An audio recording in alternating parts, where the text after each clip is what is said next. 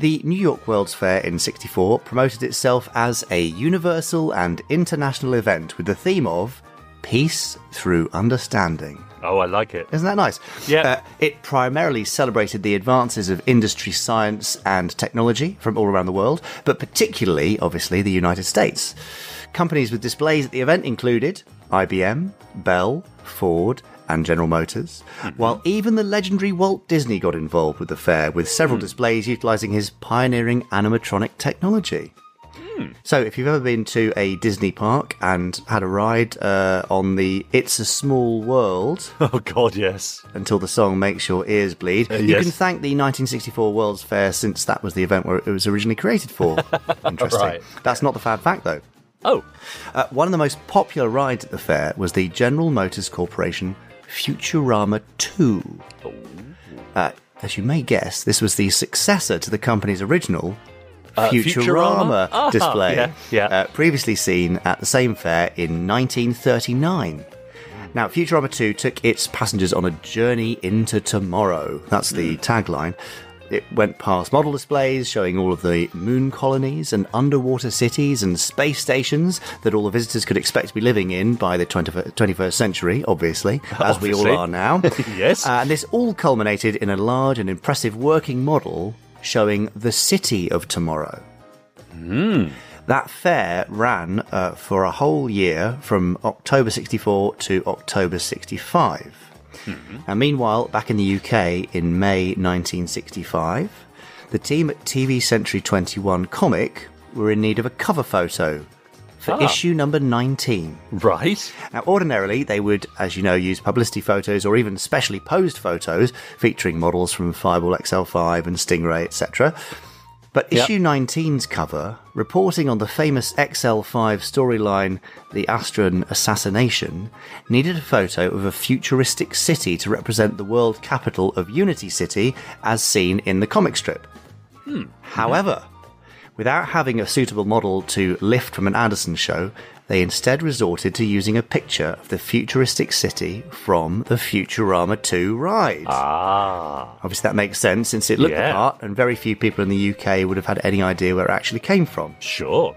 Now, while we are absolutely certain that many talented artists who worked on TV21 would have had no trouble at all drawing futuristic cities, that picture of the city of tomorrow from the 64 World's Fair essentially set the template for how futuristic cities would look in that comic going forward. So that city photo appeared again on the cover of issue 119, so 100 issues later. And the comic's idea of a world capital may even have inspired the Captain Scarlet episode Treble Cross, in which the Mysterons threaten to destroy the world capital. Although in that episode the world capital was called Futura City rather than Unity City. But come on, Futurama, Futura, I mean... Yes, seems not a great leap, is it? No.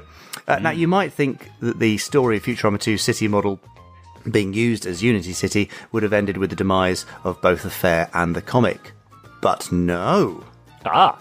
In issue 19 of Thunderbirds the comic, published in the UK in 1992, in June of that year, the centre spread pull-out cutaway diagram drawn by Graham Bleethman was of Unity City. Graham's artwork, of course, followed the original Futurama 2 model in precise detail and was drawn from pretty much the same angle as the photo that had appeared in TV21 back in the 1960s.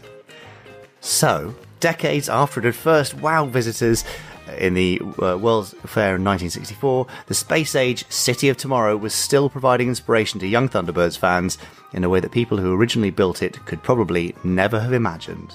Amazing! There you go. But they were probably hoping it was actually would come true rather than be in a cutaway in a Thunderbirds comic in 1992. I know, but there we go. That's right. So, I often wonder what happened then.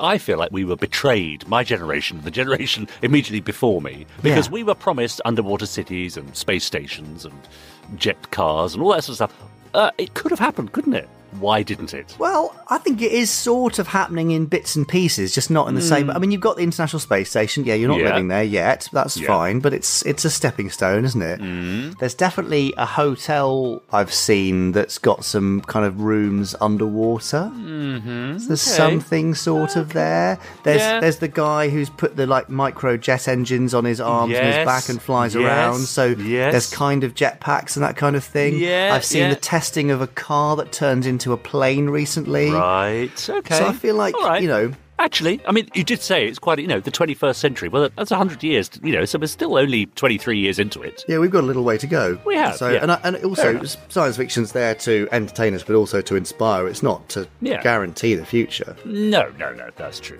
No, fair enough. So, but it's still pretty cool. Now, hopefully in the show notes of the podcast and in the description of the YouTube video of this Fab Pack, you'll find a link to the 64 to 65 Futurama ride on YouTube, so you can have a look at it for yourself. Great. Yeah, fascinating. Yeah, there you go. Okay.